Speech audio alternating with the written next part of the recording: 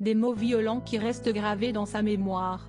À l'approche de la diffusion du concert événement célébrant les 30 ans de Taratata, Nagui était l'invité de l'émission Quotidien, diffusée ce jeudi 26 octobre sur TMC.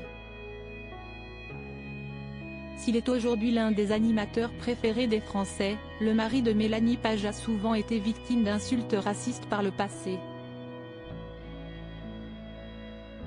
Des injures qu'il a évoquées, à sa grande surprise, à Yann Barthès.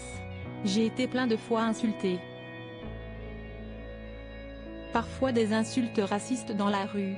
J'étais traité de crouille, de bico », a-t-il révélé. Après cette énumération, le chef d'orchestre du talk-show lui a rappelé qu'il a même été traité de sale juif. L'animateur de 61 ans a assuré qu'il a reçu toutes les insultes. Au cours de son témoignage, Nagui a indiqué avoir entendu ces propos racistes aussi bien de la part de gens dans la rue ou bourrés sur un parking à 2 h du matin, mais aussi de la part des policiers ou des douaniers à un aéroport. Le complice de Magali Ripoll est alors revenu sur un épisode souvent récurrent. Le délit était évident quand je rentrais de vacances de n'importe quelle destination, je disais à mes potes, allez-y-vous parce que je vais y avoir le droit et je vais avoir 15-20 minutes de retard. Et systématiquement, c'était, monsieur, mettez-vous là et ouvrez vos valises. A-t-il expliqué. Fidèle à lui-même, Nagui a voulu apporter une petite touche d'humour à son récit. Évidemment la drogue, on la mettait dans la valise du pote blond et ça passait crème. Supérieur à Mélanie Page, Didier Deschamps. Découvrez qui sont les proches de Nagui. Cette question qui l'a profondément vexé après ce récit, Yann Barthès a souhaité revenir sur une autre situation à laquelle Nagui a été confronté quelques années plus tôt.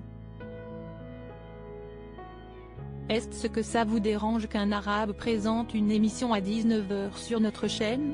Est-ce que cette question a vraiment été posée dans une enquête commandée par France Télé? A-t-il demandé à son invité.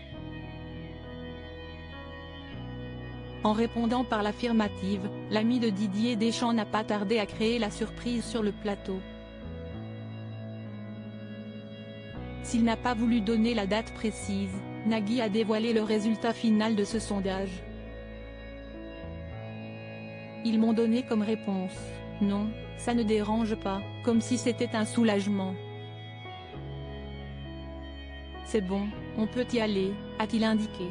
Bien qu'il ne puisse pas expliquer cette question, Nagui a confié que cela avait été vexant. Ramener quelqu'un uniquement à sa religion, à ses origines, à son prénom, à sa sexualité, à son poids. C'est très particulier à vivre, a-t-il avoué. Pour autant, Nagui a assuré que cela a été riche d'enseignements.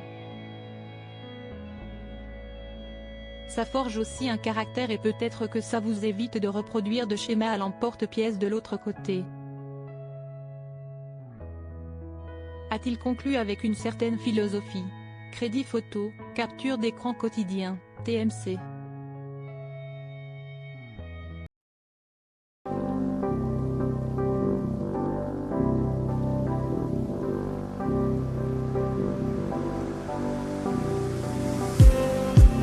Just